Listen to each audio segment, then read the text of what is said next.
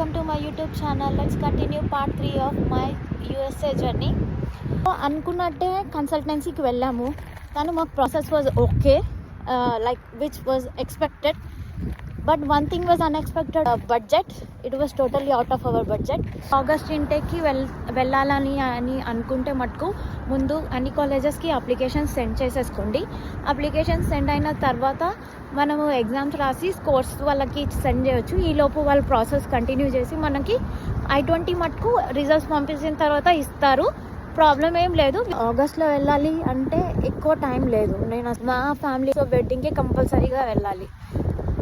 అక్కడ ఒక 15 days అలా టైము వేస్ట్ అయిపోతుంది. ప్రాసెస్ చూసుకుంటే పాస్పోర్ట్ దగ్గర నుంచి వీసా వరకు I don't thinks it's possible. Okay, let's wait. Maybe August intake అయితే పాసిబుల్ అవ్వదు.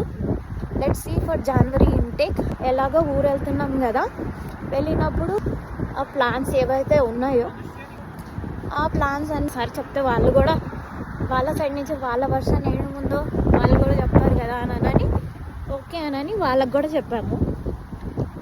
వాళ్ళకి చెప్పిన తర్వాత వాళ్ళు ఒక్కొక్కరు ఒక్కొక్కలాగా చెప్పారు. ఇప్పుడు మీకు ఇదంతా అవసరమా, చాలా మనీ అవుతాయే కదా, యూఎస్ కదా, ఎలా చేస్తారని కొందరు క్వశ్చన్స్ అడిగారు. ఇంకా కొంతమంది అయితే సైలెంట్గా ఉన్నారు, ఇదంతా జరిగేది కాదు, ఏం కాదు అని కొంతమంది సైలెంట్గా ఉన్నారు. ఇలా అందరూ డిఫరెంట్ ఒపీనియన్స్ అన్నీ మాతో చెప్పారు. బట్ మేము విన్న తర్వాత ఇండియాకి వచ్చేసాము. ఇండియాకి వచ్చిన తర్వాత ఇండియాకి కాదు, మళ్ళీ ఊరు నుంచి హైదరాబాద్కి వచ్చేసాము.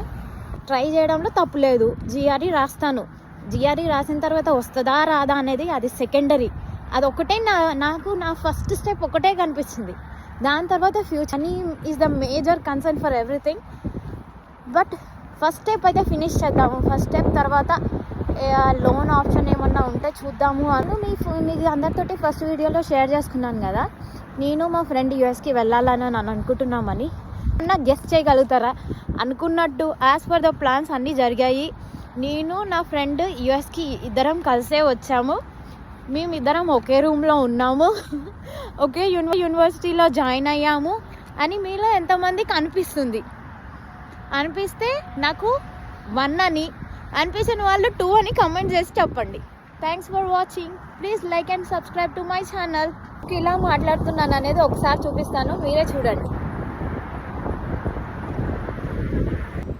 ఇది బయట వెదర్ పరిస్థితి ఇలా ఉంది. Freezing cold. So please understand my situation. ఇక్కడ చూడు, స్నో. ఈ స్నోలో నేను వీడియో తీస్తున్నాను,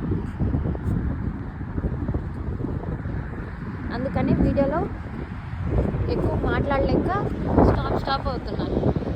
ఓకే, థ్యాంక్ యూ ఆల్.